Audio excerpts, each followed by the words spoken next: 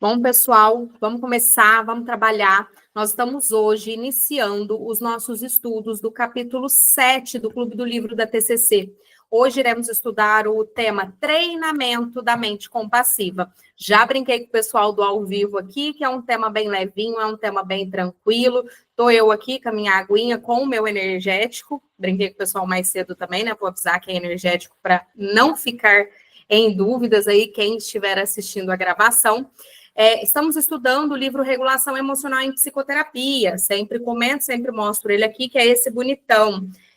Mais cedo eu comentei aqui com o pessoal do ao vivo que nós estamos no capítulo 7, que é um capítulo levinho, tranquilo. O 8 é um capítulo bem gostoso também, bem facinho de compreensão, e depois nós temos já no encaminhamento aí para o final, capítulo 9 de reestruturação cognitiva, que já é mais denso. Já estou avisando aqui hoje para que vocês possam ir adiantando os estudos. O capítulo 9, por mais que seja uma temática densa, de quantidade de conteúdo, todos nós também já estamos mais habituados, que é o tema reestruturação cognitiva. E aí, caminhando para o final, a gente segue com o 10, que também é um pouco denso. Então, vão se organizando, vão colocando as leituras e os vídeos anteriores em dia, para que vocês possam, ao final aí desse próximo mês, concluir o Clube do Livro, pelo menos essa primeira edição, com muito sucesso. Tá? Então, vamos começar a nossa temática de hoje. É um caminho tranquilo, porém, tudo aquilo que é novo gera dificuldades. Então, vamos trabalhar. Eu já coloquei aqui inicialmente, né, aquela breve introdução para que a gente possa começar as nossas discussões. Então, a mente compassiva, o treinamento dessa mente compassiva, assim como tudo nas linhas terapêuticas das TCCs no geral, tudo é considerado um treinamento. Eu falei disso nos outros encontros, né? Então, vamos falar de atenção plena? Treinamento. Vamos falar de mente compassiva? Treinamento. Vamos falar de aceitação e disposição? Treinamento. Então, aqui, hoje também, nós estamos lidando com uma abordagem terapêutica que busca desenvolver e fortalecer a autocompaixão e a compaixão pelos outros. Isso foi citado aqui em um dos encontros, né? Como forma de regulação emocional. Então, como forma de regular as emoções difíceis, reduzir a autocrítica e aumentar o bem-estar psicológico. Aqui eu já faço uma pontuação. Existem muitos profissionais que ainda não sabem trabalhar com a autocrítica. Essa é uma boa ferramenta para inserir no protocolo do tratamento com aquele paciente que é mais rígido sobre si mesmo, com aquele paciente que tem altos níveis de autocrítica. É um treino ativo. É um treino ativo para mudar a forma como a mente lida com o sofrimento. Então, novamente, aqui nós estamos falando de uma temática ativa, né? Todo o treinamento da nossa mentalidade, da nossa mudança cognitiva, parte do princípio que ele é um modelo de atividade. A gente não muda, né, de forma passional. Precisa aí daquela disposição que a gente conversou no encontro anterior para que a mudança verdadeiramente aconteça. Então, aqui hoje também estaremos falando de um treino ativo para mudar essa forma como a nossa mente lida com emoções, com pensamentos, com sofrimento, com frustrações no geral, transformando aí essa crítica, a autocrítica, seja lá do que for, em acolhimento e apoio. Quem aqui já trabalhou, quem aqui conhece um pouquinho desse modelo de mente compassiva, da linha terapêutica da terapia da autocompaixão, da compaixão pelos outros?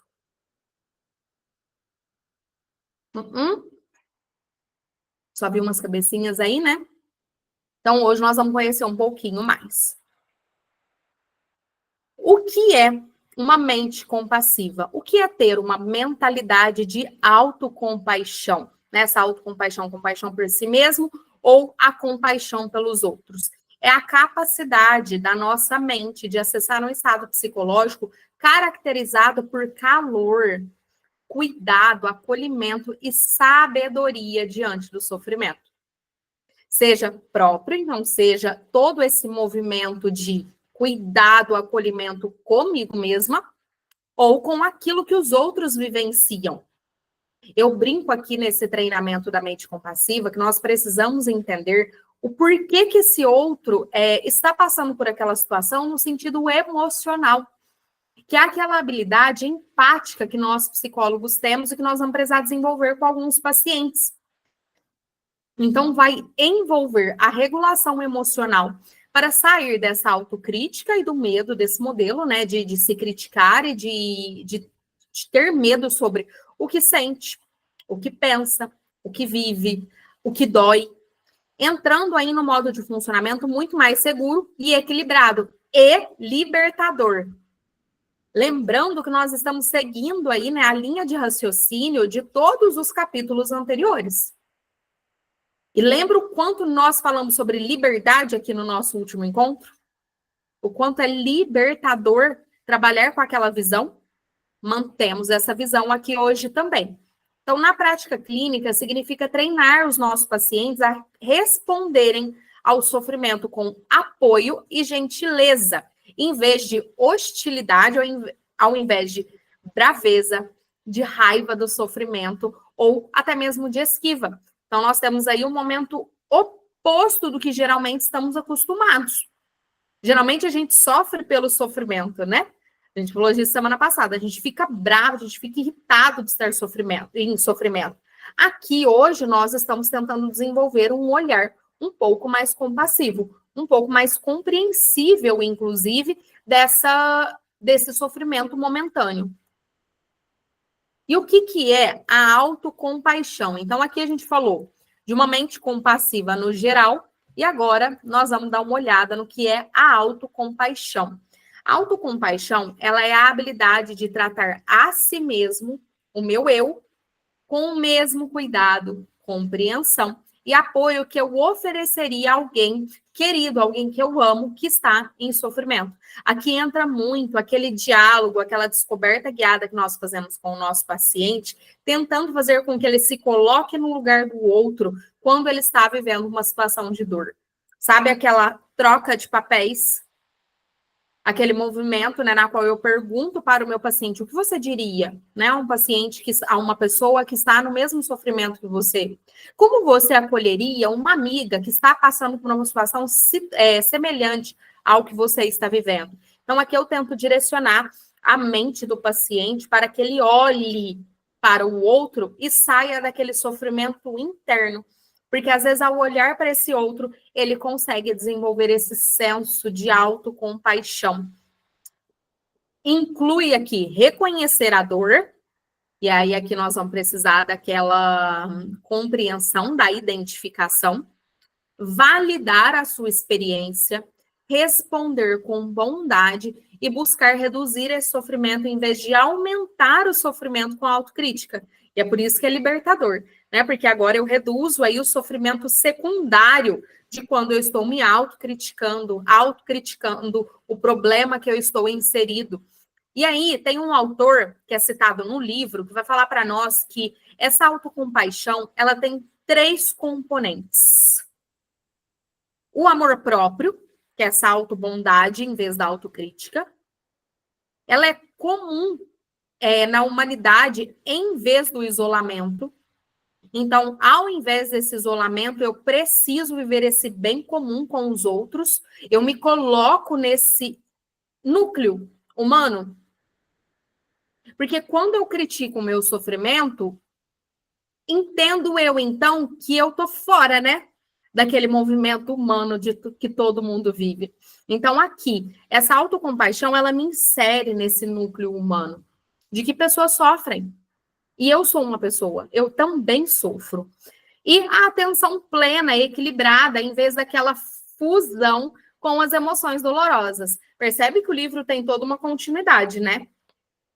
Só é possível falar hoje de atenção plena, equilibrada, em vez daquela fusão cognitiva, tanto cognitiva quanto emocional, porque nós passamos por um capítulo que traz essa mesma temática. E aí, é claro que eu estou na pegada das metáforas, e eu trouxe uma metáfora para a gente comparar aí, para que a gente possa levar para os nossos pacientes também, sobre autocompaixão, que é a metáfora do espelho amigo. Gente, usem essa imagem se vocês quiserem, tá? Vocês sabem que vocês terão acesso a esses slides. Imagine que você se olhe em um espelho que só reflete suas falhas, suas críticas e os seus defeitos. Esse é o olhar da autocrítica. Agora imagine um espelho diferente, um espelho amigo, um espelho bondoso, que mostra você com bondade, reconhecendo as suas dores, então validando as suas dores, identificando as suas dores e também as suas qualidades. Então agora esse espelho, ele não vai mostrar só falhas mais, ele vai mostrar também o que você tem de bom, o que você tem de qualidade, o que você tem de resolução, o que você tem de ponto forte, sem anular as suas dores. Esse é o olhar da autocompaixão. Então, nós temos ali, eu fiz o desenho para que vocês pudessem utilizar depois. Qual que é a moral dessa metáfora de psicoeducação para o nosso paciente? Para que ele entenda o que é autocompaixão. É que nós não vamos mudar o fato de nos vermos. A gente continua se vendo. Eu preciso me ver. Só que eu preciso me ver tal como eu verdadeiramente sou. Então, quando eu olho no espelho, o espelho ele não exclui que a minha sobrancelha está sem tirar, meu cabelinho está precisando de uma hidratação. Ele não exclui isso. Ele me mostra absolutamente tudo. Então, por que quando eu olho para as minhas emoções, para o meu sofrimento, para os meus defeitos, para as minhas falhas, eu acredito que eu só vejo isso? Será que isso não é um filtro também? Um filtro negativo? Uma atenção seletiva? E aí, essa metáfora facilita esse paciente a compreender muito melhor que ele precisa ter uma visão completa sobre si. E esse espelho, ele também me abre a oportunidade de escolher qual é a lente que eu quero me ver, qual é a lente que eu quero me olhar. Isso funciona nos espelhos reais também. Quando eu olho no espelho, apesar do espelho não excluir as outras características que eu estou vendo, às vezes eu olho lá só para ver se o batom não está borrado. E eu esqueço que tem todo o resto. Às vezes eu olho lá só para amarrar o cabelo rapidinho. Mas eu esqueço de olhar a roupa que eu tô, se o batom está borrado. Então, a metáfora do espelho facilita muito a compreensão do paciente do que é, de fato, ter aí essa visão de autocompaixão. A Ju falou aqui, ó, o mundo tem a cor das nossas lentes. Mais uma metáfora para a gente utilizar. Eu brinquei, né, que eu estou na pegada das metáforas, depois eu quero falar um pouquinho disso para vocês, tanto para vocês que estão aqui no ao vivo comigo, quanto para vocês que estão assistindo a nossa gravação no YouTube. E agora, o que é compaixão pelos outros? É a capacidade de reconhecer o sofrimento em outras pessoas e se engajar ativamente, ó, de novo a palavrinha ativa aqui, ativamente para ajudar a aliviar esse sofrimento. E aí, claro, aqui eu preciso psicoeducar o meu paciente que, dentro das minhas capacidades e dentro da minha realidade, eu não posso ativamente ajudar o sofrimento de todo mundo. Eu posso ativamente ajudar a aliviar o sofrimento daquelas pessoas que eu tenho capacidade em ajudar, que eu realmente posso, que realmente condiz com a minha realidade. Aqui, a compaixão, ela vai diferenciar da empatia, né? Então, não quer dizer que a compaixão é essa empatia, sentir o que o outro sente. Até porque, às vezes, gente, não é possível sermos empáticos. Nem sempre eu sou capaz de sentir o que o outro está sentindo, mas eu posso ter compaixão por ele. Posso me colocar no lugar dele. Eu posso compreender o que ele está vivendo, ter um olhar de compreensão. Mas é um movimento ativo do eu percebo a sua dor. Eu percebo, eu compreendo a sua dor. E, se possível, eu posso ajudar. Na prática clínica, envolve cultivar nos nossos pacientes a capacidade de se conectar, de apoiar e responder de forma saudável ao sofrimento de pessoas significativas. Então, aqui vai caber quando o paciente traz questões da sua família, seus filhos, do marido, de uma vizinha próxima, de uma amiga muito querida. Mas não cabe, por exemplo, essa compaixão ativa quando diz respeito ao mundo no geral. Porque nós vamos precisar, às vezes, reestruturar a visão daquele paciente do que, de fato, ele pode ou não pode fazer diante dessa compaixão e compreensão pelo sofrimento do outro. Tá? Então, aqui eu acho importante fazer essa diferenciação. tanto para nós terapeutas quanto para os nossos pacientes. Meninos e meninas, como é que vocês estão aí? Tá tudo bem? Tá tudo certo? Vocês já trabalharam autocompaixão, compaixão no consultório aí? Nesse olhar que a gente está trazendo, às vezes não no formato, naquele formato abordagem, treinamento da mente compassiva, mas essa visão de compreender o sofrimento do outro, de compreender o seu próprio sofrimento. Eu acredito que todos nós, né? Todos nós já trabalhamos isso com os pacientes. Às vezes não de maneira organizada, estruturada, mas faz parte dos nossos processos. Muitas vezes eu utilizo essa compaixão na relação terapêutica ao falar para o paciente, né? Olha, paciente, eu compreendo o que você esteja vivendo. Eu posso não estar sentindo como você sente nesse momento, mas eu compreendo, eu entendo o seu sofrimento. E aqui em terapia eu posso te ajudar. E aí eu trouxe a metáfora da vela para vocês utilizarem também agora para psicoeducar a compaixão pelos outros. Vocês também podem utilizar a imagem aí quando vocês forem utilizar no consultório. Uma vela acesa, ela pode acender várias outras velas sem perder a sua chama. Todos nós aqui já passamos, né, por essa dinâmica da velinha, que você vai compartilhando a chama da vela com as outras pessoas, e ainda assim a sua vela, ela permanece acesa, né? A gente continua com a chama da nossa vela. Quando praticamos compaixão, nós não nos esgotamos. A compaixão, né, ela não é um movimento de pontuação, né, ou de bonificação. Então, dou um pouquinho para a Ju e perco um pouco do meu. Né? Não funciona assim. Ela é exatamente como a chama de uma vela. Então, quando nós praticamos esse tipo de sentimento barra comportamento, quando praticamos essa compaixão pelas outras pessoas, nós não nos esgotamos. Nós fortalecemos a chama dentro de nós. Qual que é a moral aqui? A compaixão, ela não nos enfraquece, mas ela amplia a nossa luz e a dos outros. E aqui eu também faria uma psicoeducação conjunta, falando um pouco sobre autoeficácia. Quando nós nos colocamos à disposição do outro, o nosso cérebro entende o nosso senso de utilidade, de serventia, de serviço.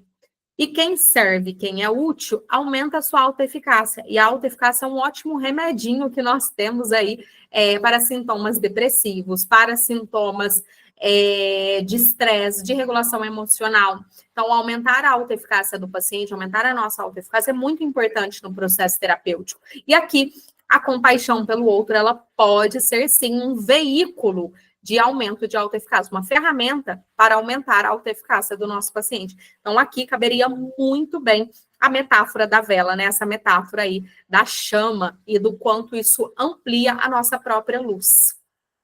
Alguém aqui já tinha visto uma dessas duas metáforas? Essa da vela eu gosto muito mesmo. Até porque eu já participei de dinâmicas assim. Então, eu acho muito legal quando aquilo veio para a prática. Lau, eu posso utilizar, né, isso em sessão com o meu paciente de forma prática, se for no presencial, levar a velinha, deve. Quanto mais criativo nós formos, muito melhor para o processo terapêutico. Lau, e aqui no online dá para fazer? Não dá para fazer com o paciente, né? A troca. Mas dá para fazer com 2 velas, por exemplo. Resumo aí só para fixar muito bem o nosso conteúdo. Mente compassiva é o estado mental equilibrado, acolhedor e regulador. Então, quando eu treino muito bem a autocompaixão e a compaixão pelo outro, eu desenvolvo uma mente compassiva. É o treinamento. Lembra lá no início que eu falei do treinamento? Então, a mente compassiva ela é um treinamento. E a autocompaixão, que é essa compaixão direcionada a si mesmo, né? Especialmente diante do sofrimento, da sua dor, daquilo que você sente e das suas falhas. E a compaixão pelos outros é reconhecer e responder a esse sofrimento alheio com cuidado, com compreensão e, quando possível, com atividade, com ações. Fechando aí agora, vamos entrar um pouquinho mais no nosso capítulo. Eu falei que eu seria breve hoje. Impossível, né? Não vai, vocês sabem que não vai rolar. Qual que é o tema central do nosso capítulo? Gente, esse capítulo vai ajudar muito, né? Esses estudos hoje vão nos ajudar muito, não só nesse treinamento da mente compassiva, mas ele vai ajudar também em vários outros protocolos, em várias outras estratégias que nós temos que utilizar na nossa clínica da TCC. Deixa eu ver o comentário da Ju.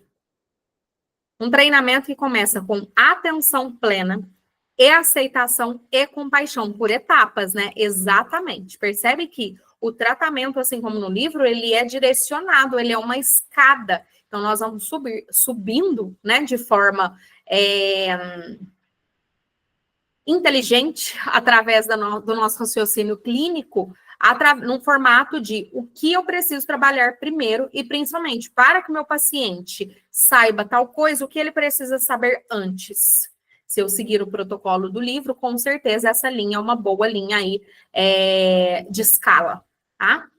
Então, o tema central que nós temos aí hoje é a exposição emocional. Aqui, basicamente, se vocês pegarem o título só, a gente já ganha a nossa aula, o nosso encontro. Exposição emocional. Eu já entendo, então, que o meu paciente, ou eu, enquanto ser humano, preciso me expor emocionalmente diante daquele sofrimento, daquelas emoções que me causam um desconforto terrível. É isso. Agora vamos melhorar, né? Porque senão o capítulo, o livro não tinha feito um capítulo inteiro só sobre isso. A exposição emocional como estratégia central para enfrentar a esquiva experiencial e promover flexibilidade psicológica. Nós já trabalhamos essas duas temáticas aqui. Lembram disso? Acho que a Carol estava aí, Ju também. Nós já trabalhamos. O que é a esquiva experiencial? É quando eu me esquivo de experiências que me causam desconforto. E a emoção é uma delas. E promover flexibilidade psicológica, que já trabalhamos aqui também. Então, essa exposição, ela é entendida como o processo de entrar em contato com as emoções, acessar as emoções, acessar, vivenciar os pensamentos, as suas memórias, as situações temidas, né, os nossos medos, de forma gradual, em escala, estruturada, organizada, permitindo que o paciente aprenda que pode tolerar sim o seu desconforto e que as suas emoções, elas não são perigosas em si. Aqui eu falo muitas vezes para as supervisionandas que quando a gente pega alguns pacientes mais saudáveis ou mais ativos, eles acabam passando por essa escala, né, por essa gradatividade da exposição de forma muito mais rápida e menos organizada. Eu conto o meu exemplo da exposição nas redes sociais, né? Pensando em exposição. Eu comecei a minha exposição nas redes sociais de forma desorganizada e instintiva. Apenas com a tomada de decisão. Então, vou lá, vou começar a gravar todo dia. Aí eu gravava e chorava, né? Eu já contei essa história aqui em outros lugares. Gravava e chorava. Gravava e chorava. Terceiro dia, gravava e chorava. Quarto dia, gravei e chorei de novo. Até eu perceber que o choro estava reduzindo. Eu falei, uai, se reduziu, então vamos seguir aqui que já vai dar certo. E assim, eu fui, hoje eu estou aqui com vocês, né? Estou em todos os outros lugares aí das redes sociais também. Hoje eu gravo, me exponho, gravo, faço ao vivo, gravo stories, faço o que é necessário. O que eu não faço ainda, mas não contem para ninguém, é gravar na frente de pessoas. Eu já contei isso para algumas supervisionandas que eu morro de vontade de dessensibilizar, mas eu morro de preguiça do processo. Até porque eu gostaria de fazer esse formato de exposição na frente de pessoas. Eu falo pessoas, gente, meu noivo, tá? Pessoas, meu noivo, eu não gravo com ele perto de mim.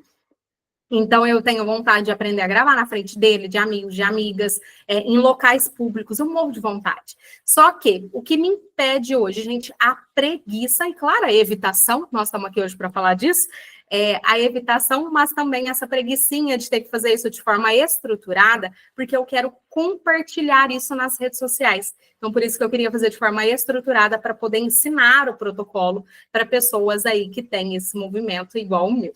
Então, essa exposição, quanto mais organizada ela for, melhor para o paciente. Lá, o porquê melhor? Porque diante da estrutura, eu tenho oportunidades terapêuticas. E isso é excelente. Eu não queimo o cartucho, eu não aumento o nível de desconforto dele, a gente vai subindo gradativamente, de forma organizada, e eu vou tendo conteúdos para reestruturar em sessão. E aqui eu estou falando de exposição emocional, exposição cognitiva e exposição comportamental. Igual eu brinquei, esse tema aqui vale para tudo hoje. Permitindo que o paciente aprenda que pode tolerar o desconforto. É por isso que é feito de forma gradativa, para que a gente vá subindo na escala do desconforto junto com ele. E que as emoções não são perigosas em si. Então, eu não vou colocar o meu paciente para experienciar uma emoção muito quente no momento inadequado. Vou começar um pouquinho antes, com essa emoção um pouco menos intensa. Lau, e se meu paciente chegar e falar para mim, olha, eu fiz tal coisa e me expus, né, ao nível super alto de ansiedade. Gente, a adesão foi dele, ele é adulto, ele pode fazer essas coisas, tá? Assim como eu posso chegar aqui e falar para vocês, gente, dessensibilizei na marra, tá? Comecei todos os dias num lugar público e gravar na frente das pessoas, apesar do meu desconforto. Só que eu tomei essa decisão, não foi o meu terapeuta que me direcionou. Agora, o terapeuta vai precisar direcionar o paciente com cautela, com cuidado nessa exposição emocional, cognitiva e comportamental. Então, é uma estratégia de regulação e reestruturação no manejo das emoções intensas. Isso aqui vale muito para a ansiedade. Vale um pouco também para alguns casos de depressão. O capítulo nos mostra como a evitação experiencial mantém o sofrimento. Então, evitar as nossas emoções faz com que a gente continue sofrendo. Então, quando eu evito sentir determinada emoção, só faz com que aquela emoção se torne ainda mais predominante, mais intensa, mais incontrolável. Lembrem-se que lá no primeiro episódio, lá no nosso primeiro encontro, eu falei muito sobre isso, né? Sobre a importância, né? Esse olhar que nós temos do começo do negócio. De começar do básico. Então, aqui, o manter esse sofrimento do nosso paciente, ele vai precisar compreender isso no modelo cognitivo comportamental dele. Ele vai perceber que essa evitação está mantendo ele no seu sofrimento. E como a exposição possibilita a habituação, utilizei esse termo aqui também. A habituação é aquilo que se torna hábito. É aquela outra metáfora que a Carol trouxe para nós. Que é a metáfora da piscina. Lembra da água gelada, que você entra, está muito gelado, mas daqui a pouco se acomoda? A habituação é exatamente isso. Aceitação e flexibilidade emocional. Então, quando eu me exponho a um determinado sofrimento, a uma determinada emoção intensa, facilita esse processo de habituação, de aceitação e de flexibilidade emocional. Ver se tem comentários aqui.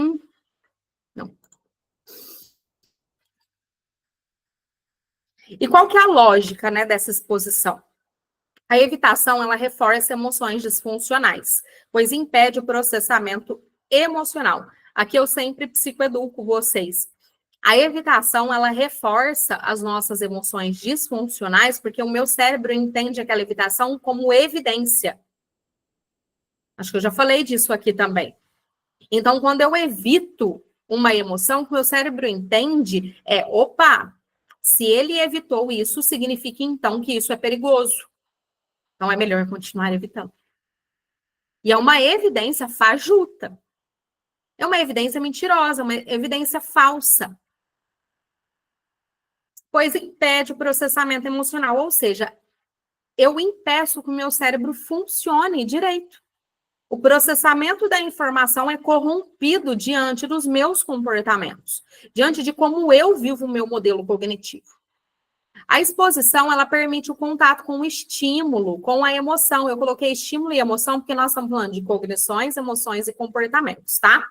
Então, a exposição, ela permite esse contato com o estímulo, com a emoção, até que a pessoa perceba que, agora eu estou levantando evidências com a exposição, lembra? Quando eu evito, eu tenho evidências falsas. Aqui na exposição, eu vou ter evidências reais. a emoção diminui com o tempo. Habitua. E aí eu aprendo isso. O único jeito de aprender, gente, é fazendo o quê? Expondo. Vivendo. Ela é capaz de tolerar o desconforto. Ó, descobriu mais uma coisa. Ah, então significa que eu dou conta. Meu cérebro também descobre isso.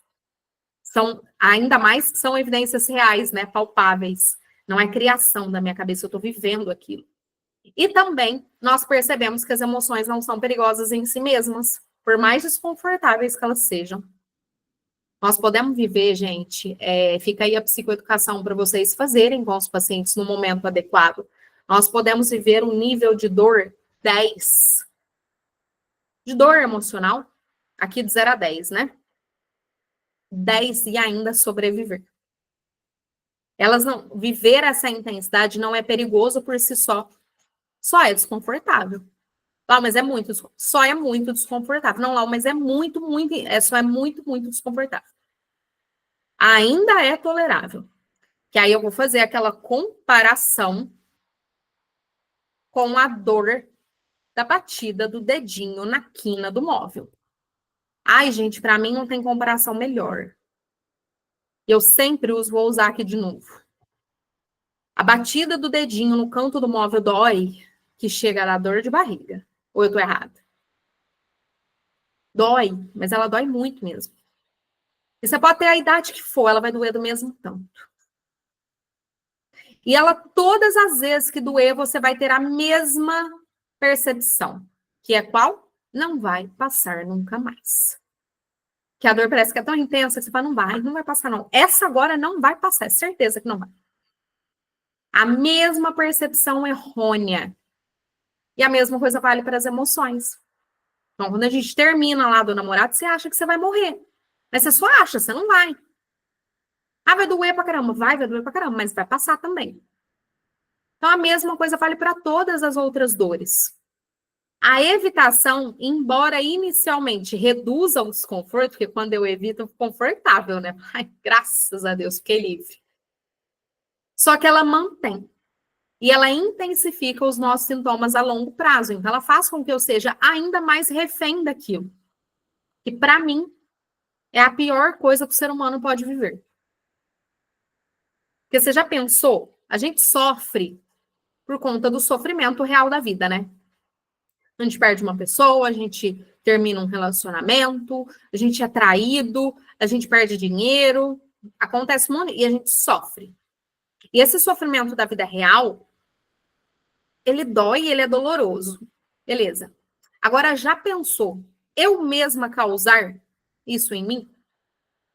Eu ser refém de algo que, inclusive, pode ser resolvido? E é por isso que eu brinco, né? Para mim, a pior coisa da vida, você ser refém de uma emoção, de um medo. Aqui vale para vocês que estão aí trabalhando, se expondo em algumas redes sociais ou não, por conta do medo e etc., das evitações. É terrível, gente. Nós já temos, né? Uma das coisas que eu aprendi é que nós já temos que enfrentar a vida real.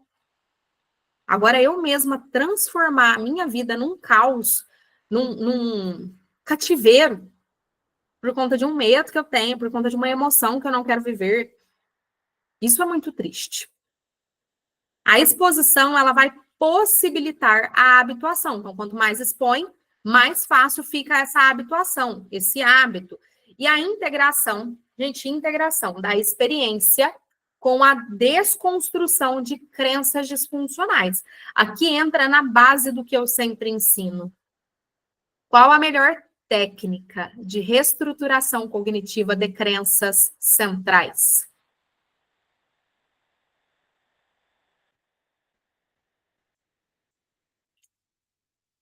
Alguém chuta?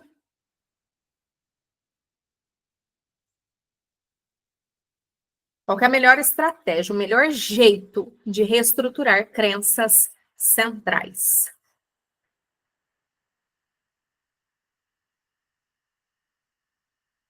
Tô vendo uns sorrisinhos, pessoal pensando. Nada? Ninguém?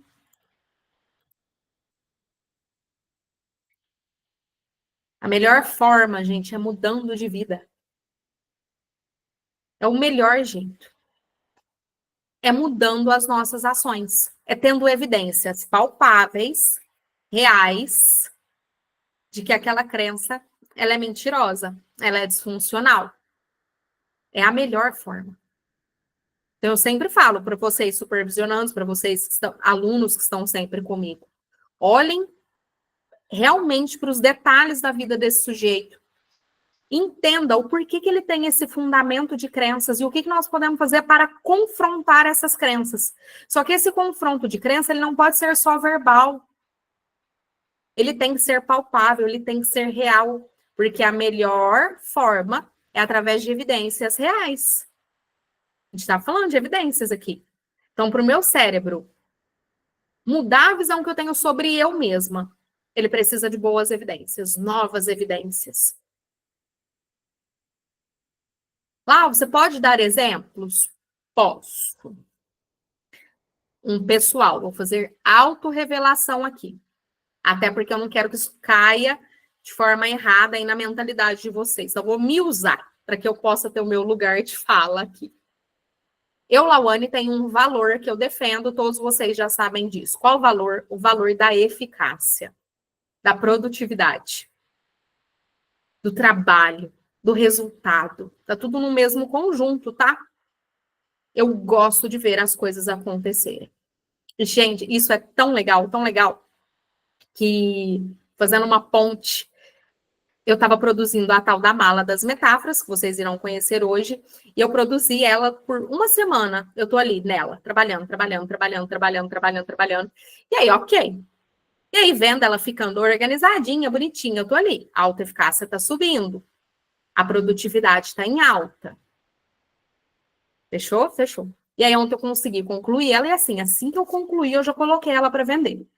Assim que eu coloquei ela para vender, foi muito gostoso, porque teve algumas vendas, algumas comprinhas. E vocês que trabalham com isso têm a noção do quanto eu estou ganhando por mala vendida. Vocês têm, eu estou vendendo um negócio a R$17,90. Eu estou ganhando o quê? Não dá para pagar a cervejinha que eu quero tomar. Lau, e aí? Gente, vocês não têm noção da alegria que eu estou hoje por ter vendido algumas unidades. É tipo assim, uma alegria muito louca. Por quê? O aumento da autoeficácia conectado com o resultado. Não esse resultado. O resultado de ver acontecer. Ou seja, essa autoeficácia. Esses elementos, eles se conectam diretamente com a visão que eu tenho sobre eu mesma. Diretamente. Então, lá, eu fui lá, vou lá, eu na terapeuta. Carol, minha terapeuta. E eu chego lá na Carol e começo, Carol, tô muito para baixo, não tô legal, sabe? Me vejo assim, muito procrastinadora, ó, visão sobre si mesma. Eu me vejo muito procrastinadora. Muito procrastinadora, sabe? Parece que a minha carreira não vai para frente, tô meio esquisita. E aí começa um monte de queixas para Carol. Se a Carol for habilidosa e conseguir descobrir esse meu sistema de valores, a Carol não vai tentar só reestruturar a minha visão que eu tenho sobre eu mesma. A Carol vai tentar trabalhar com exposição e ativação comportamental para aumentar a minha eficácia, para que eu mude a minha visão. Então, uma semana atrás, eu estava ali assim, gente, não, preciso fazer alguma coisa diferente, Estou ali me questionando. Produzi, uma semana depois, eu estou aqui com um sorriso no rosto. Tá? Então, a melhor forma de mudar crenças disfuncionais é formas, estratégias, ferramentas, jeitos de fazer com que eu mesma ou os meus pacientes tenham evidências reais e palpáveis para que ele mude a visão aí dessas crenças. Então, a lógica ela é simples, né? Enfrentar para reduzir o medo e aumentar a tolerância. Então, aqui ele estava falando dessa desconstrução de crenças emocionais, sobre as emoções, sobre a intolerância, sobre o medo. Eu puxei um pouquinho aí para a visão central, das crenças centrais, mas vale tudo para a mesma coisa. Como que o meu paciente vai entender que as emoções não são perigosas? Se expondo e vivendo elas. Como que ele vai compreender e desenvolver crenças saudáveis sobre as emoções? Vivendo, experienciando emoções mais intensas. Então, como desenvolver crenças funcionais e saudáveis sobre emoções? Através dessas estratégias que nós estamos trabalhando aqui hoje. Fez sentido ou ficou confuso?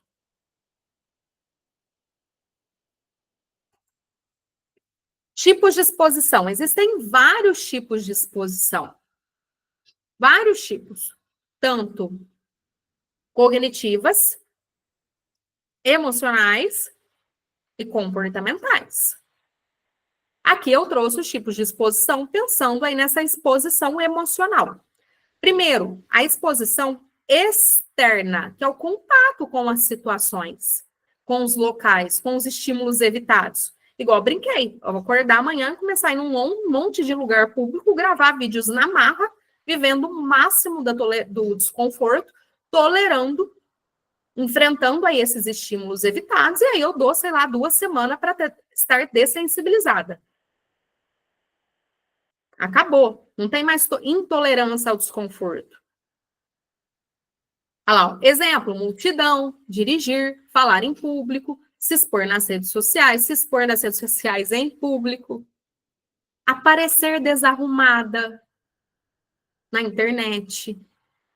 Tem vários tipos de estímulos aí que nós estamos evitando ao longo da nossa vida para não viver uma emoção desconfortável. E os nossos pacientes também. Eu gosto de usar vocês, né, de exemplo, para que vocês possam entender como que esse paciente vive isso. E outro tipo de exposição, que é a exposição interna, que é a evocação das sensações físicas ou de memórias que vão ativar a ansiedade e a emoção. Também estamos falando aqui de uma exposição. E também faremos isso no formato de dessensibilização sistemática, gradativa. Um dos exercícios de exposição interna é os exercícios que induzem ataque cardíaco, sudorese, que simula uma crise de ansiedade.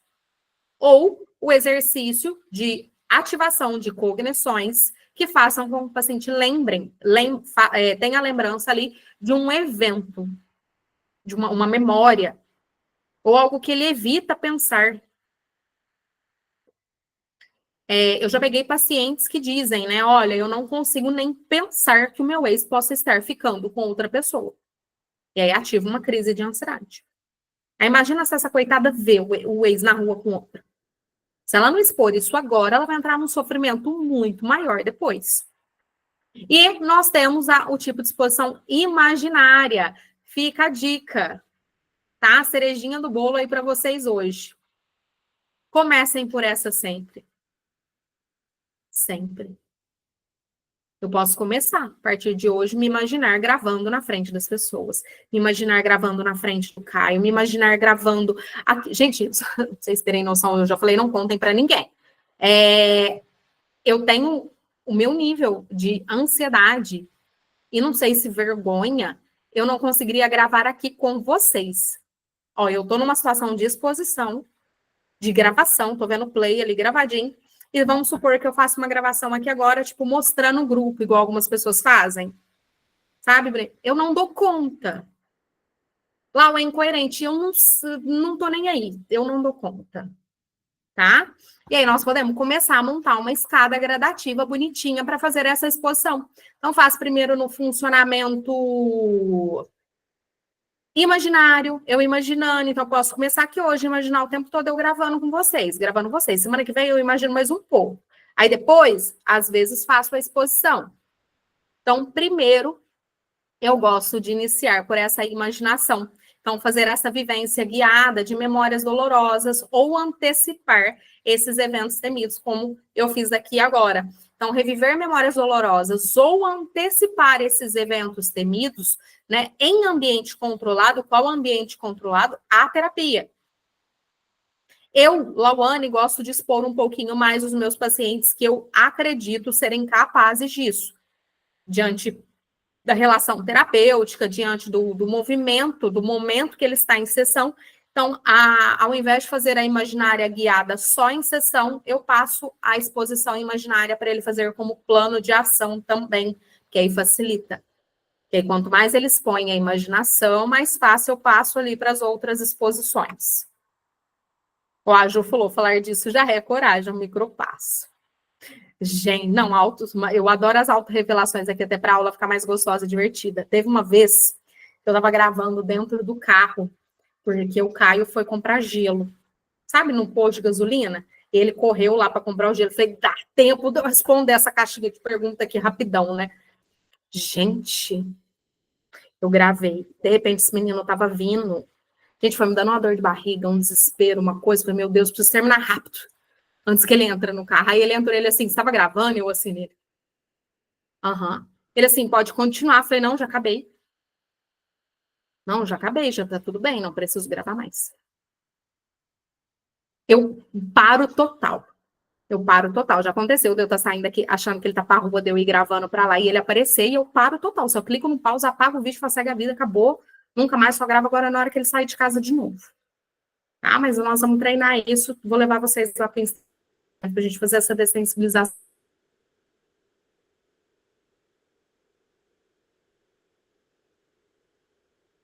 Depende do momento terapêutico que o meu paciente está inserido. Eu não vou começar direto lá sem antes entender. Ai, caiu um pouquinho, gente. Caiu um pouquinho, eu voltei? Já voltei, né? Ai. Então, cada exposição tem aí o seu momento específico, a sua linha de raciocínio. Como que nós vamos descobrir isso? Entendendo o paciente, conceitualizando ele.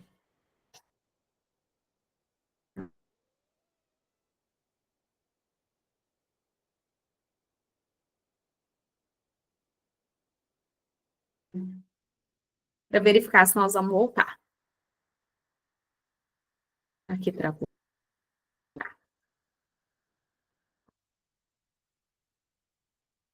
Eu acho que nós voltamos, né?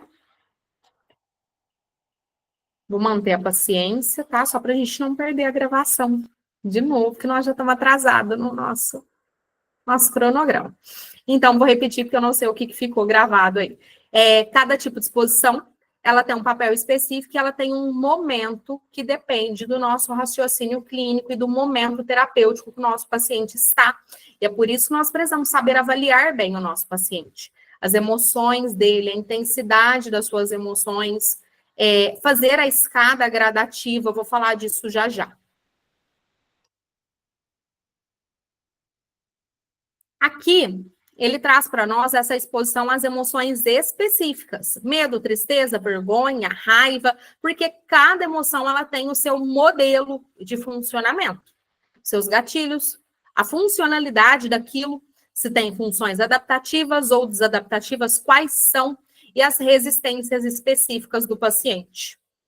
Se vocês me perguntarem, Lau, você não grava na frente de pessoas porque você tem vergonha? Você tem medo de que as pessoas te julguem? Não. Até porque as mais íntimas sabem que eu ligo zero para o julgamento do outro. Eu sou meio durona com isso. A minha terapeuta teria que ser muito boa para fazer uma descoberta guiada comigo e compreender. Por que será, então, que ela tem esse movimento de esquiva? Tá? Então, cada paciente vai ter um modelo. Não caiam em modelos cognitivos prontos. Todo mundo que tem medo de exposição das redes sociais tem medo de julgamento do outro. Não, não. Tá? Trabalhar exposição requer psicoeducação sobre a emoção. Gente, por quê o paciente precisa saber sobre as emoções? Para ele ter certeza que a emoção não vai matar ele. Para ele não achar que se ele tiver uma raiva nível 10, ele vai sair atirando nas pessoas. Para ele não acreditar que uma emoção nível 10 vai fazer com que ele perca o controle.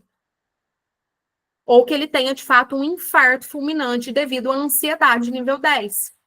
Se eu não fizer essa psicoeducação antes, ninguém nessa vida vai se expor. Porque o medo da emoção, ele é real. Então, eu preciso de vínculo terapêutico, não escrevi aí, mas anotem. Para trabalhar nesse formato de exposição, seja ele qual for, vínculo terapêutico, você está com vínculo corrompido para tudo. Mas isso eu acho que já é o básico também. Não tem terapia se não tem vínculo. Tem que ter vínculo terapêutico. O paciente tem que estar bem alinhado com você. O paciente tem que estar bem alinhado, inclusive, com o que ele quer.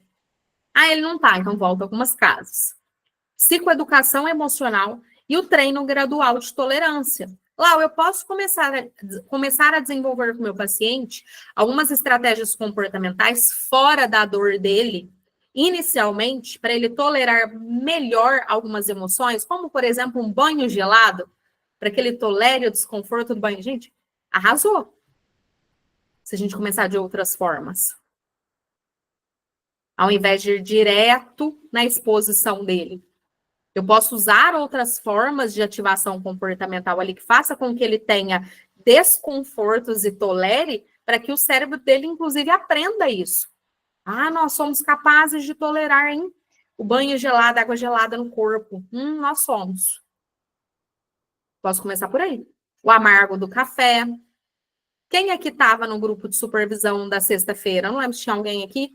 Nós tivemos um encontro só sobre isso, sobre tolerância ao mal-estar, tolerância ao desconforto. Aí uma das supervisionandas, inclusive, fez uma escada gradativa com a paciente dela de comportamentos que ela poderia treinar antes de iniciar essa exposição. Banho gelado, o amargor do café, pegar filas maiores no supermercado, estacionar mais longe para ir trabalhar ao invés de estacionar pertinho. Existem jeitinhos de você tentar trabalhar isso inicialmente com o paciente ao invés de ir direto ao ponto, tá? Sem pressa. Um bom treinamento, ele é feito sem pressa. Quais riscos e cuidados nós precisamos ter? Eu já fui falando alguns aqui, mas vamos olhar de forma mais organizada. A necessidade de avaliação do paciente antes de expor. Acabei de falar disso. Tem que avaliar históricos, recursos que ele tem de regulação emocional, as experiências que ele já teve com determinadas emoções, até porque, às vezes, antes dessa exposição, eu vou trabalhar com reestruturação cognitiva, para depois ir na exposição. A presença de um trauma grave, porque eu vou precisar de muito mais cuidado. Exposição mal conduzida, ela pode aumentar a esquiva ou retraumatizar. Eu acho que esse não é o nosso objetivo. Importância de dosagem gradual e de validação constante durante o processo. Aqui, gente, é para evitar o paciente, para fazer com que ele evite ter distorções cognitivas sobre esse processo. Então, mas vou fazer só isso, que bobeira. Ai, que bobeira. Que bobeira você falar para mim que é para eu começar a gravar uns videozinhos aqui, quando o Caio estiver na casa, com a porta aberta. Ai, muito bobo, Ju.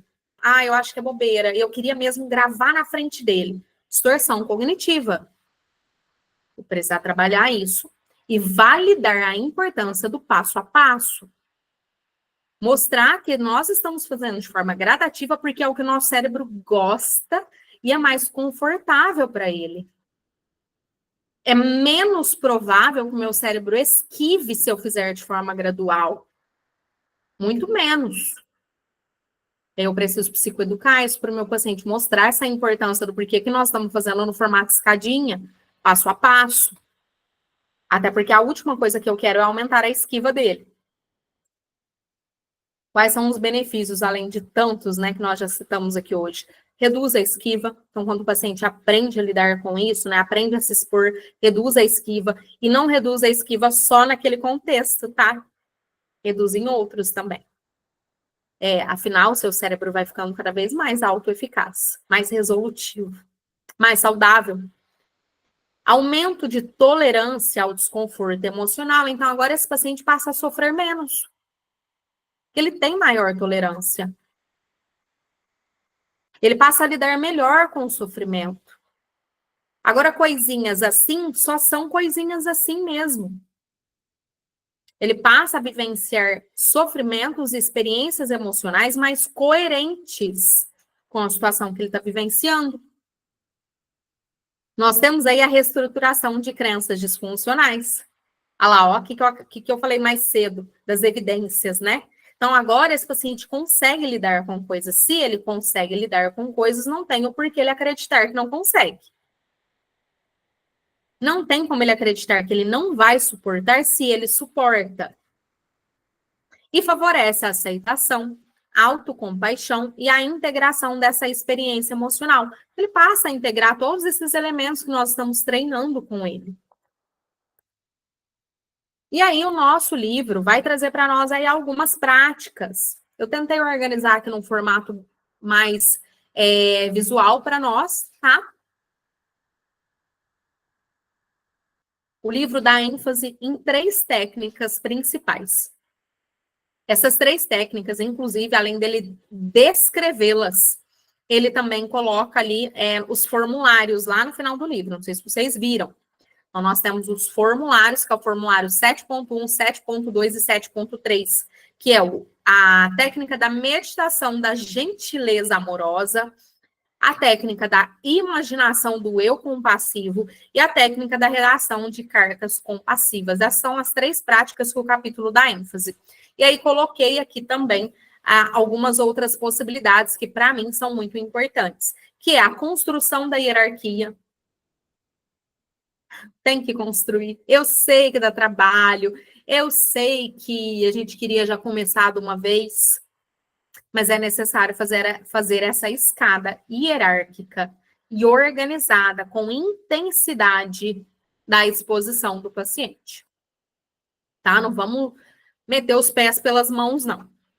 O uso de diário de exposição para monitorar as reações, os pensamentos e os aprendizados. Então, aqui nada mais é do que um RPD da exposição. Então, foi lá e expôs o primeiro degrau da escada. Como é que ele se sentiu? O que ele pensou? E quais aprendizados ele tirou? Barra dificuldades também, tá? Aprendizados e dificuldades. Técnicas de imaginação guiada para rever memórias dolorosas em ambiente seguro. Falei disso mais cedo. E a combinação, de exposição com a aceitação para fortalecer a flexibilidade. Lembra que a Ju brincou mais cedo, né? Comentou mais cedo, que é uma escala o tratamento. Nós vamos escalando nas estratégias. Aqui o paciente vai ter que ter passado por aquela fase de treinamento da aceitação, dessa tolerância. Aqui eu também combinaria exposição com aceitação e atenção plena. Lembra que a atenção plena facilita aquela tolerância ao mal-estar. A união de técnicas aí. Como nós estamos dentro do horário, eu adoro os meus slides, que é para a gente sinalizar que isso vai dar tudo certo. Então, se der tempo, nós vamos passar pelas técnicas. Está dando tempo, nós vamos passar então, tá? Eu separei as técnicas de 2 formas. Técnicas compassivas e técnicas de exposição emocional. Tá? Nós vamos passar rapidinho, que eu já falei praticamente todas elas aqui. Qual é a técnica da gentileza amorosa, né? Que está citada lá no livro, tá bonitinho lá para vocês, estudem por lá, então nós só vamos dar uma passada aqui. É a prática contemplativa, que consiste em gerar sentimentos de bondade, calor e desejo de bem-estar para si e para os outros. Como que a gente faz essa psicoeducação? Vamos treinar a mente a se conectar com emoções calorosas, desejando coisas boas para nós e para os outros, em vez de alimentar crítica e hostilidade. Ó, percebe que reforça aquilo que nós conversamos mais cedo. Essa gentileza amorosa, ela tem que ser ativa, ela tem que ser uma tomada de decisão cognitiva. Qual que é o objetivo? Desenvolver emoções positivas, reduzir a autocrítica e ampliar a capacidade de conexão afetiva. Aplicação prática. Conduzir o nosso paciente a repetir frases, mentalmente ou através de cartões de enfrentamento. Que eu esteja em paz, que eu esteja seguro, que eu esteja saudável. E depois expandir para outros familiares. Gente, eu particularmente gosto de criar essas frases em sessão com o paciente, tá? Não gosto de trazer nada disso pronto. Aqui, essas frases aqui já não me pegaria. Aí, nós vamos conduzir, fazer uma descoberta guiada, entender os valores do paciente, entender o perfil daquele paciente, desenvolver aí as frases mais coerentes com o perfil dele.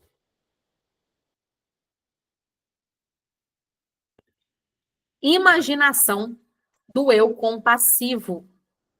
É a técnica de visualização, a imaginação, um dos tipos de exposição, inclusive. Técnica de visualização, em que o paciente cria uma imagem mental, si mesmo, em uma versão mais compassiva, mais caridosa, mais equilibrada. Essa técnica já é uma técnica que eu acho bem legal, tá? Bem legal mesmo, se você souber conduzir. Então, você tem dentro de si uma versão sua que é capaz de olhar para você com carinho, calma, sabedoria. Vamos acessá-la. Aqui eu utilizaria com combinação com a metáfora do espelho amigo. Tá? Funcionaria muito bem. O objetivo é reduzir essa autocrítica e fortalecer uma voz interna de apoio. Guiar o paciente a imaginar esse eu compassivo. Gente, e aí toda meditação guiada, toda imaginação guiada, o terapeuta precisa fazer um roteiro se ele não for criativo. Porque precisa ter detalhes. Olha lá, postura, voz, olhar, forma de falar. Como que esse eu compassivo se comportaria? Como ele falaria com você? Incentivar que diante de sofrimento, ele se pergunte, o que o meu eu compassivo diria agora? Se eu não tiver enganada, tem uma técnica da DBT que é muito parecida com essa. Eu não vou me arriscar aqui em falar, mas se alguém souber e quiser compartilhar com a gente, compartilhe. Mas é uma técnica da DBT que é muito parecida com essa. E a redação de cartas compassivas, né? Então, essas 3 estratégias o livro cita de forma profunda no capítulo. É a escrita terapêutica, em que o paciente redige uma carta para si mesmo a partir dessa perspectiva do eu compassivo. Então, aqui a gente já une as duas, ó, o eu compassivo com a carta. Aplicação prática. Solicitar que o paciente escreva a carta respondendo. E aí, gente, vale também outras perguntas, tá? Sejam criativos. Como eu compassivo descreveria essa situação? Como ele validaria os meus sentimentos? Quais conselhos calorosos e práticos ele me daria? Aqui a gente pode acrescentar uma perguntinha, né? O que aquela sua amiga, às vezes eu conheço as amigas dela porque ela me conta. Então, Carol, o que a dona fulano, o que a sua mãe, o que a sua prima falaria para você nessa situação? Vamos colocar nessa carta. Gente, eu já fiz uma carta dessa, uma paciente em específico, que eu pedi para ela, para o eu dela de agora. Esse eu dela de agora era um eu regulado, funcional, super ativo, super consciente de si mesma e dos seus problemas, das suas dificuldades e do seu processo terapêutico. Era aquela, sabe aquele dia que a paciente está assim, linda, maravilhosa, perfeita? Aquele dia. Você não quer nem mexer muito, porque tá tudo muito bom. Todo mundo aqui já pegou, né? Um dia que o paciente está assim, você fala, não vou nem mexer. Vai que estraga. Não vai que eu falo alguma coisa e buga. Vou ficar quieta. Eu peguei essa paciente nesse dia e pedi para ela escrever uma carta nesse formato, sabe? Sem crítica, de cuidado, sabedoria, de acolhimento, de apoio para ela quando ela tivesse uma recaída.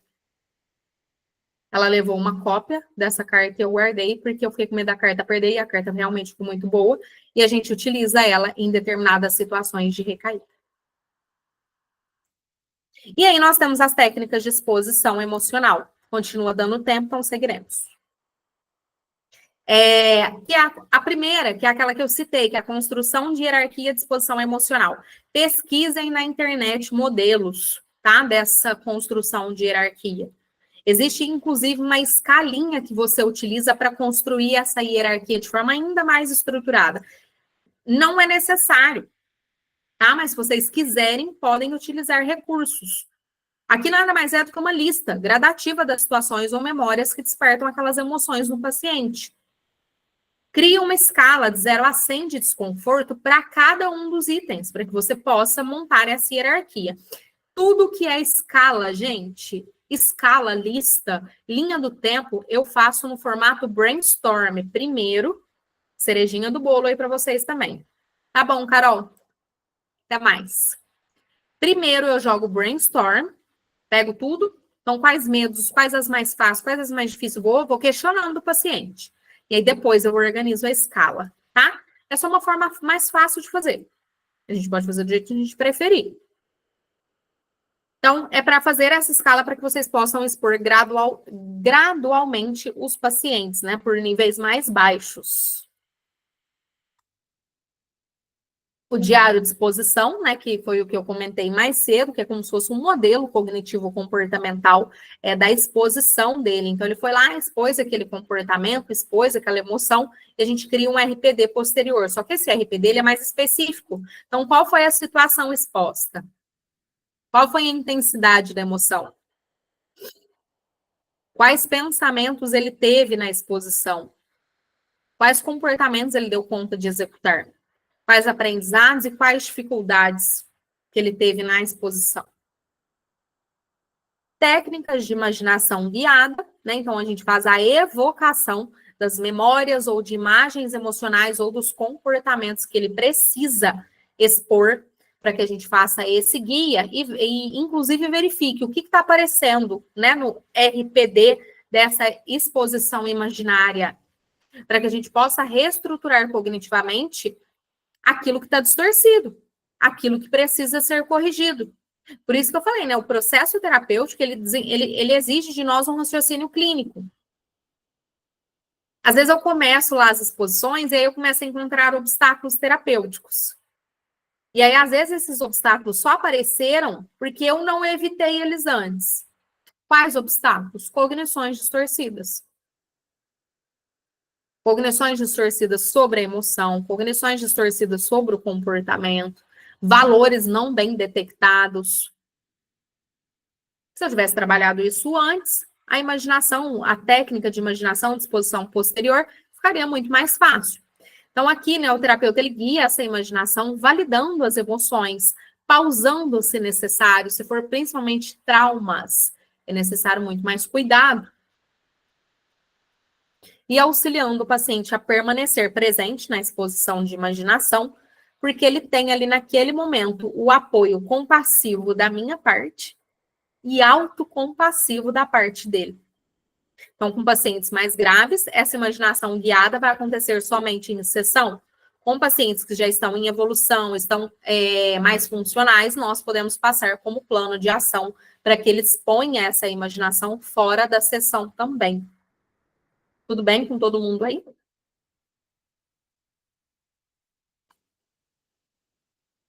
E ali, eu acho que é a última, né? Combinação, disposição, mais aceitação, mais atenção plena. Eu acrescentei. Nós temos a combinação das 3 estratégias para trabalhar com o nosso paciente aí essa redução de esquiva. Então, aqui nós vamos fazer essa exposição unindo as técnicas que nós estamos aprendendo no livro.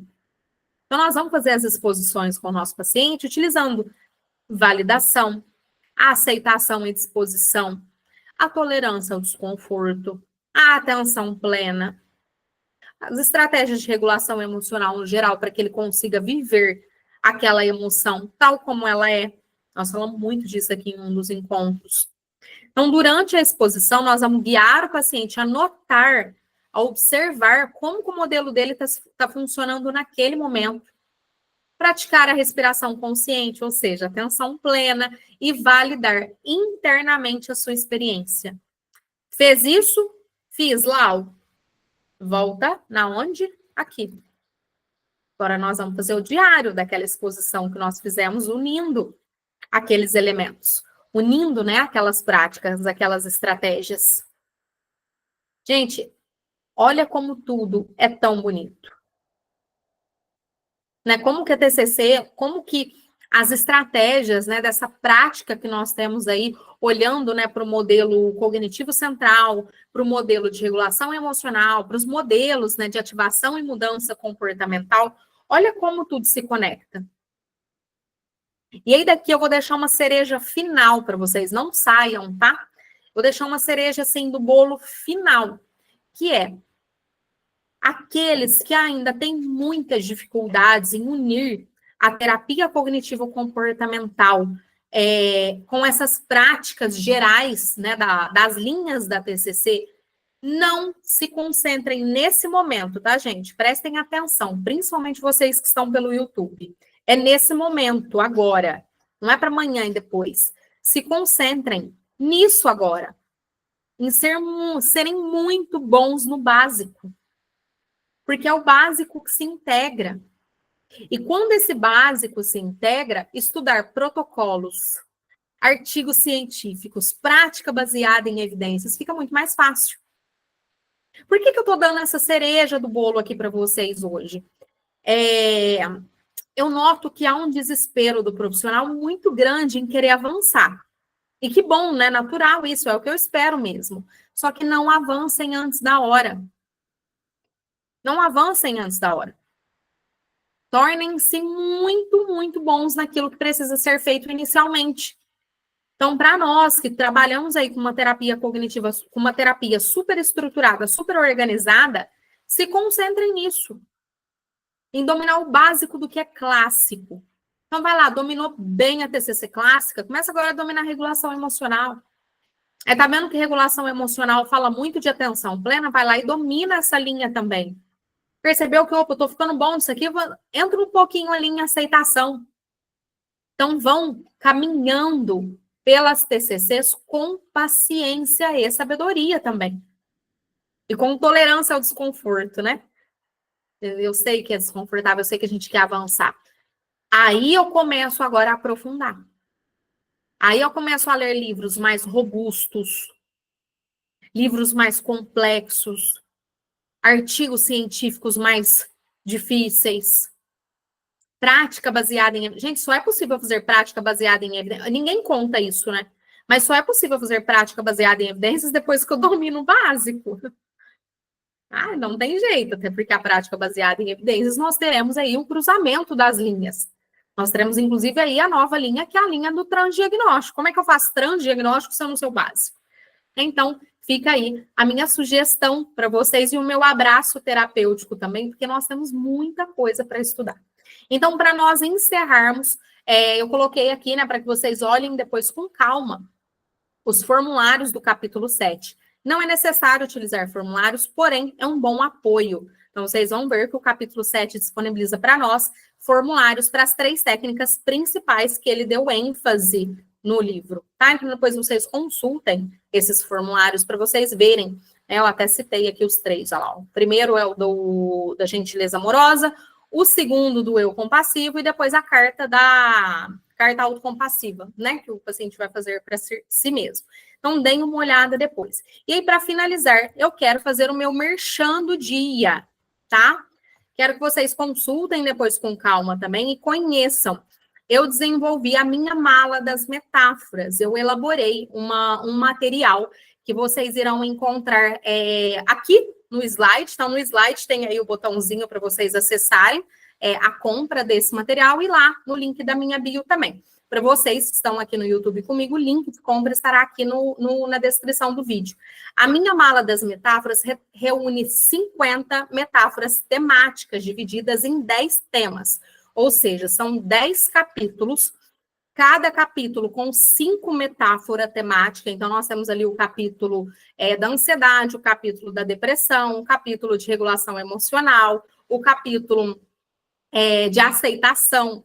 Então, nós temos vários temas dentro do material, reunindo aí essas 10 temáticas, totalizando 50 metáforas para que vocês possam utilizar na prática clínica de vocês. E, claro, né, aqui comigo sempre tem bônus. Eu disponibilizei para vocês 3 bônus para vocês consumirem também, de apoio com essa linha, né, de tratamento. Eu gosto muito mesmo de utilizar as metáforas com os pacientes. O primeiro bônus é um guia prático para criatividade. Então, eu ensino um passo a passo para vocês aprenderem a criar, a elaborar as próprias metáforas de vocês, sem ficar dependente das minhas 50 que eu cito ali e das outras, né, que nós encontramos em livros e materiais. O segundo bônus é um checklist completo. Então, nesse checklist, você vai poder verificar quando é o momento adequado, né, de fazer a aplicação da metáfora, se o paciente entendeu ou não, e tem todo ali um checklist para que vocês avaliem o uso da metáfora. Então, agora a gente não vai só usar a metáfora, eu quero usar ela, eu quero que vocês usem as metáforas de forma estratégica. E o terceiro é que esse mesmo checklist está disponível no formato Word e PDF para que vocês possam imprimir e utilizar lá na hora, na sessão de vocês. E todo esse conjuntinho aí da minha mala das metáforas custa apenas R$17,90. Vocês ainda podem dividir em 3 vezes no cartão. tá? Então, fica o meu convite aí para que vocês conheçam esse materialzinho. A Fran está aqui falando, ó, é agora que eu falo, eu amei a mala das metáforas. Ó, a Fran já é aluna, né, das malas das metáforas, o Sócrates também. Então, fica o convite aí para vocês. Espero que vocês aproveitem e eu espero também o feedback de vocês. E um último aviso, eu já tenho ideias para a atualização da mala das metáforas. Ah, mas você começou a vender ela hoje, ontem? Pois é, eu sou dessas. Então, eu já tenho algumas possibilidades de atualização para aqueles que adquirirem o produto, receberão ao longo das atualizações as atualizações necessárias, tá? Então, vocês vão comprar uma única vez. Sendo aluno uma única vez, a cada vez que a mala sofrer alterações, vocês receberão uma notificação lá dentro da plataforma. Combinado? Meus queridos, foi um prazer estar aqui com vocês hoje de novo. Eu espero de verdade que esse tema tenha ajudado o grupo aí, que é um tema muito, muito interessante, na minha opinião. É um tema que nós vamos utilizar com muita constância nos nossos tratamentos. E eu espero vocês aqui de novo no nosso próximo vídeo, estudando o nosso capítulo 8 aqui do Bonitão. Combinado? Gente, um beijo e a gente se vê em breve. Até mais.